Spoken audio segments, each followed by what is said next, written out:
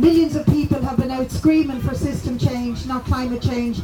I think this is the beginning of something very exciting, something powerful, something potentially a game changer, and it is the biggest challenge I think human race has ever faced, is to face down climate change and to begin to change the system that we live under. I want to start, of course, by talking about the Climate Emergency Bill that has been before the Dáil for the last 2 years. It's a very simple bill. What it does is it looks at the standard science that measures the level of carbon parts in the atmosphere at a dangerous level. If it goes beyond 350 parts per million, it's dangerous. It will cause overheating of the planet.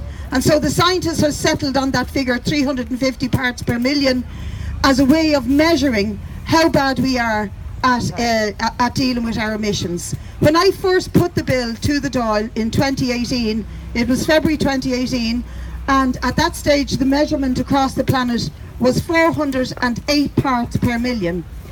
The most recent measurement shows it's now at 416 parts per million. So instead of our emissions going down, they are rapidly rising. And yet we have known since the early 90s, the science and the fossil fuel industry, without putting their hands on their hearts and saying mea culpa, but they have known and accepted the science that fossil fuels are leading to a massive overheating of the planet. And so the bill set out to say to the Minister, if anyone applies to you, whether it's ExxonMobil, the Chinese Oil Corporation or Providence Resources, if they apply to you for a license to explore for gas or oil off our coast, you must refer to that international measurement.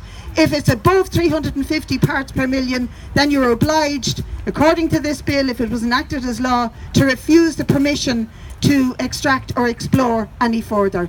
That's very fair. That's really fair. It's not dogmatic. It's not saying never again will you have a chance to explore, but it is saying you have a responsibility to the planet and the people who inhabit it.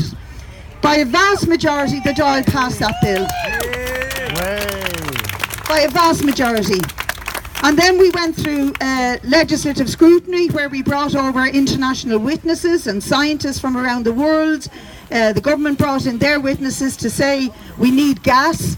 It's a safe transition fuel. We have to keep exploring for gas. We put our arguments and brought our scientists to argue against that. Then the report was to be laid back before the Dáil. The committee refused to do it, or at least the chairperson refused to do it. We then used our next opportunity to put a motion to the Dáil to say, let it go. Let it pass to committee stage and become on the tracks to become law. Again, the vast majority of TDs in the Dáil voted for that to happen. We were delighted with the support we got on the streets from the movement right across the country and indeed across the world for this effort. And then, about 6 months after we had got past that stage and were ready to go into committee, they blocked it by using a silly mechanism, anti-democratic mechanism called the money message. They said there would be too much attached expenses for legal fees and advice, you know, nonsense stuff. When you see the overspend on the National Children's Hospital, which is increasing, and yesterday we found out that they spent 17 million in 1 year on consultancy fees alone, and over 1 million in PR jobs for the National Children's Hospital.